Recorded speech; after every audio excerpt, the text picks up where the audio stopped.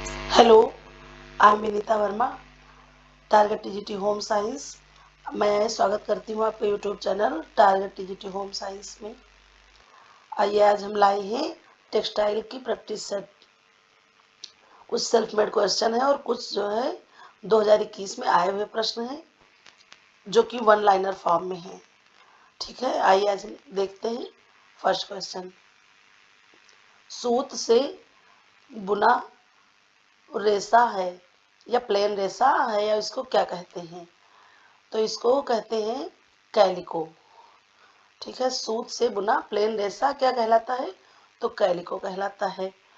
फिर आइए देखते हैं सेकंड क्वेश्चन। सूत के प्रकार हैं या सूत कितने प्रकार के होते हैं?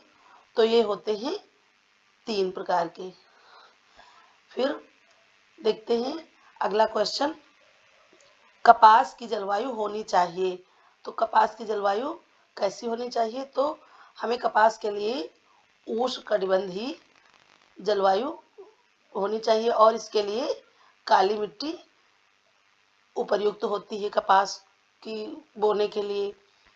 फिर है नेक्स्ट क्वेश्चन, रेयान है या रेयान कैसा रेशा है? तो रेयान मानवाकृत रेशा है, या हम कह सकते हैं कि रेयान को मानव ने बनाया या मानव निर्मित पहला रेशा है और इसमें 50% सेलुलोज और 50% केमिकल होता है और यह इसको रीजनरेटेड फाइबर भी कहते हैं।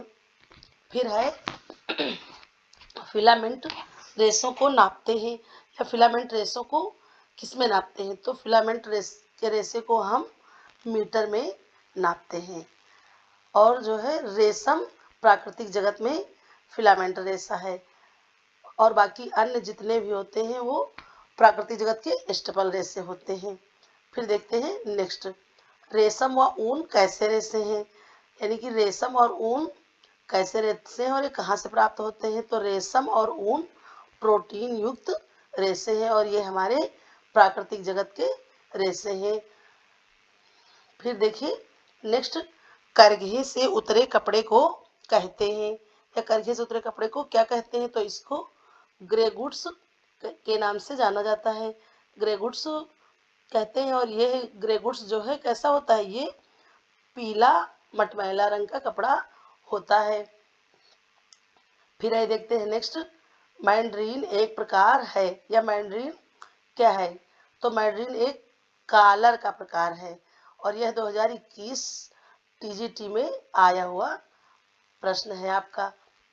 फिर आइए देखते हैं नेक्स्ट क्वेश्चन, रेशा जिसे वस्त्रों का राजा कहते हैं, यानी कि वो कौन सा रेशा है जो कि वस्त्रों का राजा कहलाता है? तो वो आपका रेशम, रेशम को वस्त्रों का राजा कहते हैं। फिर देखते हैं अगला, लिनन रेशे का व्यास है, तो लिनन रेशे का व्यास कितना है? तो 14 से 18 माइक्रोन आपका ये लिनन रेशे का व्यास होता है। फिर है नेक्स्ट, करघे के कितने भाग होते हैं? तो करघे के आपके कितने भाग होते हैं? करघे के 5 भाग होते हैं। फिर देखते हैं नेक्स्ट, स्वयं ऐंठन कताई से कैसा कपड़ा बनता है? तो ये स्वयं ऐंठन कताई से हमारा मजबूत एवं चिकना कपड़ा बनता है। फिर देखते हैं नेक्स्ट है, वैट रंजक किसका उदाहरण है? तो वैट रंजक ये हमारा इंडिगो नील का उदाहरण है और यह हमारा 2021 में आया हुआ प्रश्न है। फिर देखते हैं अगला, लिनन की भूमि कहते हैं या लिनन की भूमि किसे कहा जाता है? तो मिस्र को लिनन की भूमि कहते हैं और मिस्र में क्या होता था? जो मम्मी होती थी उनको लिनन के कपड़े में लपेट कर रखते थे। उनका मानना था कि लिनन का कपड़ा बहुत ही पवित्रता और वैभव का प्रतीक है, इसलिए मम्मी को वो लिनन के कपड़े में लपेट कर रखते थे। फिर है नेक्स्ट, गीले होने पर कपास की मजबूती हो जाती है, तो क्या हो जाती है? ये मोस्ट इम्पॉर्टेंट क्वेश्चन है आपका कि गीले होने पर कपास की मजबूती 30% तक बढ़ जाती है। फिर अगला है, गीले होने पर ऊन की मजबूती क्या होती है, तो गीले होने पर ऊन की मजबूती हमारी 30 से 40% तक घट जाती है। इन दोनों प्रश्नों में कंफ्यूजन ना हो इसीलिए हम इन दोनों को साथ में लाए हैं। यानी कि कपास की मजबूती 30% बढ़ जाती है और ऊन की मजबूती 30% तक घट जाती है। और प्राकृतिक जगत में सबसे कमजोर रेशा ऊन होता है हमारा, इसलिए और गीले होने पर यह या गीली अवस्था में 30 से 40% अपनी मजबूती को खो देता है। फिर आइए देखते हैं नेक्स्ट क्वेश्चन, रेशम के कीड़े का रासायनिक नाम। तो रेशम के कीड़े का रासायनिक नाम क्या है, बॉम्बिक्स मूरी, ये रेशम के कीड़े का रासायनिक नाम है। फिर आइए देखते हैं नेक्स्ट क्वेश्चन, उल्टा टाका को कहते हैं, या जब फंदे को उल्टा उल्टा करके बुना जाता है तो वो टाका कौन सा कहलाता है, तो उल्टा टाका को पर्ल टाका कहते हैं। और ये हमारा 2021 टीजीटी का क्वेश्चन है आया हुआ। फिर आइए देखते हैं नेक्स्ट, ऊन में सल्फर की मात्रा पाई जाती है, ये आपका मोस्ट इम्पॉर्टेंट क्वेश्चन है। ऊन में 4% सल्फर पाया जाता है। फिर नेक्स्ट क्वेश्चन है, रेशम के कीड़े में या रेशम के कीड़े की अवस्थाएं कौन सी हैं, तो ये जो है 4 अवस्थाएं होती हैं रेशम के कीड़े की। नंबर 1 है अंडा, फिर हमारा है लार्वा, प्यूपा और फिर कीड़ा, ये रेशम के कीड़े की अवस्थाएं हैं।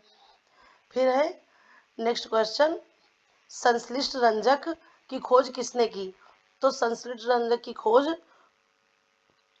की विलियम हेनरी पार्कर ने की। ये 2021 पीवाईक्यू क्वेश्चन है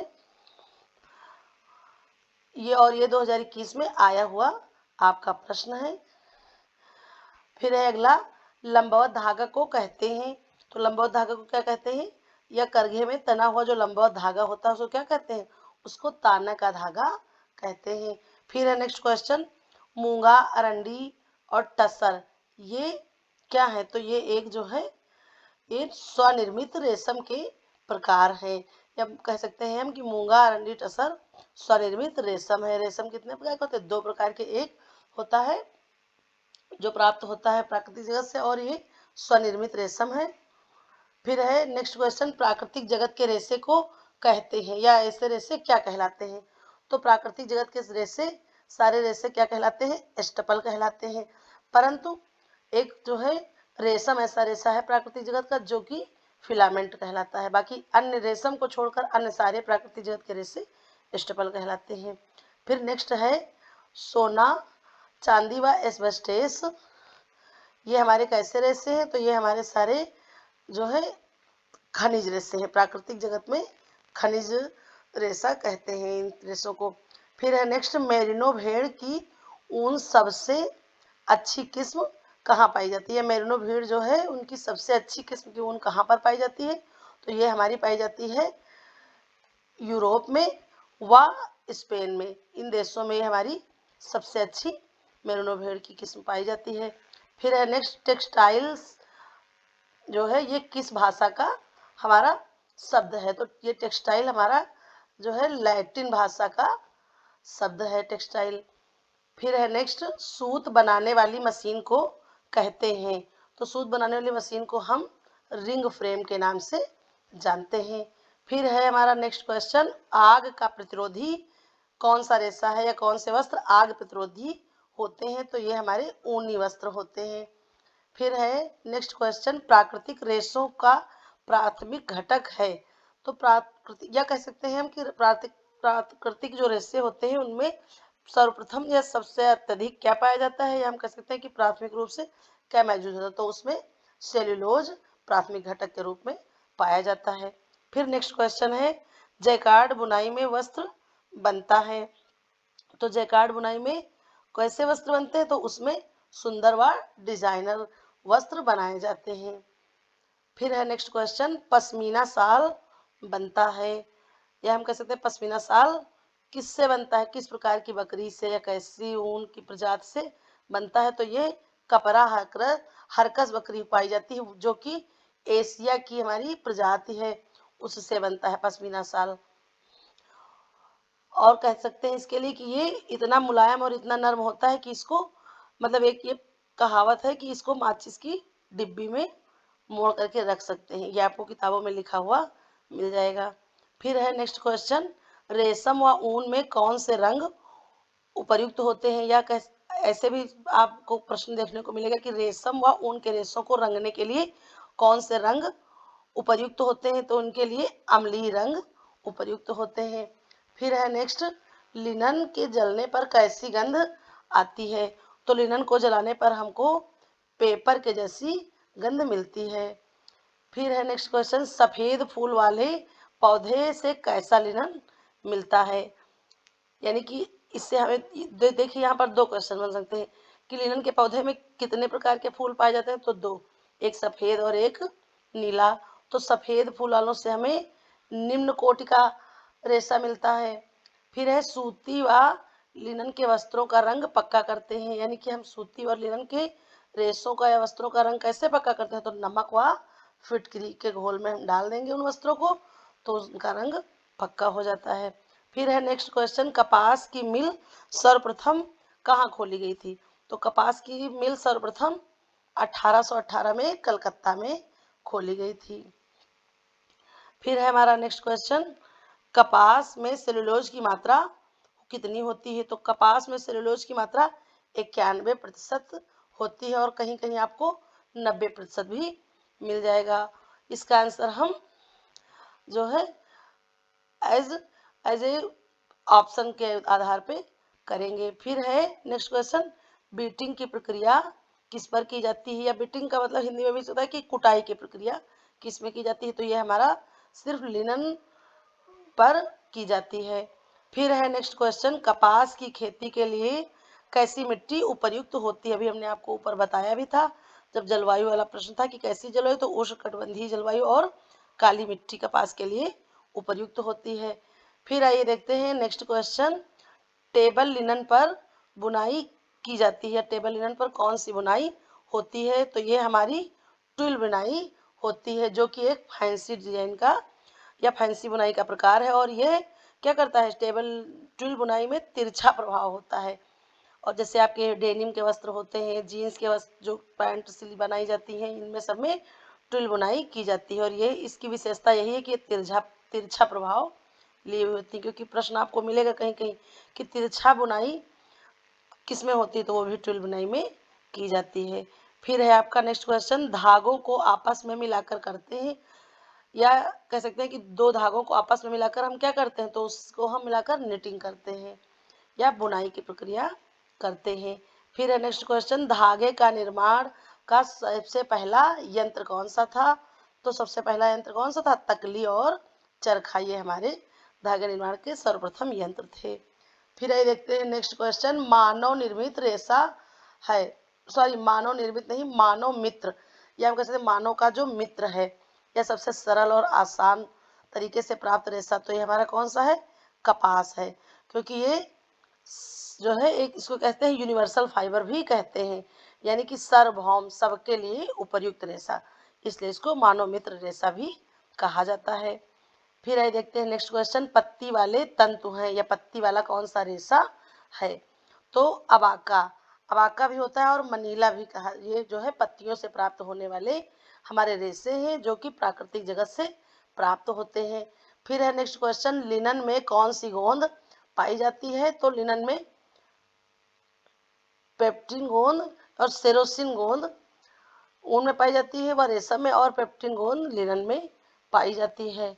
फिर आइए देखते हैं हम इसी के क्रम में आगे अपने नेक्स्ट क्वेश्चन, ढाका का मलमल बनता है, तो ढाका का मलमल कैसे बनता है, और ये आपका पीवाईक्यू क्वेश्चन है।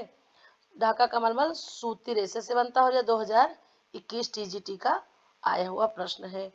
फिर आपका है नेक्स्ट क्वेश्चन, कटे रेशम से वस्त्र बनते हैं, तो हमारे कटे हुए रेशम से कैसे वस्त्र बनते हैं, तो उससे निम्न कोटि के वस्त्र बनाए जाते हैं, क्योंकि उसमें क्या होता है, कोकून को तोड़कर कीड़ा जब निकल आता है तो जो उस पर लपेटने की प्रक्रिया होती है रेशम की, तो टूट जाती है, तो छोटे छोटे टुकड़ों में बट जाता है, तो उससे जो रेशम होता है उससे प्राप्त वस्त्र कुछ निम्न कोट के होते हैं, उसमें उतनी मजबूती उतनी चमक नहीं होती जितनी कि जो लपेटा हुआ रेशम होता है उसमें होता है, क्योंकि लपेटा हुआ रेशम बहुत मजबूत होता है और वो सुंदरता और वैभव लिए रहता है। फिर नेक्स्ट क्वेश्चन है, अंगोरा खरगोश मूलतः पाया जाता है। तो अंगोरा खरगोश मूलतः कहाँ पाया जाता है? तो यह मूलतः फ्रांस में पाया जाता है। फिर है नेक्स्ट क्वेश्चन, स्टेपल रेशो को नापते हैं या स्टेपल रेशो को हम किस में नापते हैं? तो यह इसको हम इंच में मेजरमेंट करते हैं या नापते हैं, और फिलामेंट जो होते हैं उनको हम मीटर में नापते हैं। Thank you for watching. फिर आप अपने जो है सुझाव को कमेंट बॉक्स में कमेंट करके हमको बताइएगा कि ये आपको प्रश्न कैसे लगे, और अपने जो है कहीं पर भी आप इनको नोट डाउन कर लीजिएगा। फिर मिलते हैं नेक्स्ट वीडियो में, तब तक के लिए थैंक यू फॉर वाचिंग।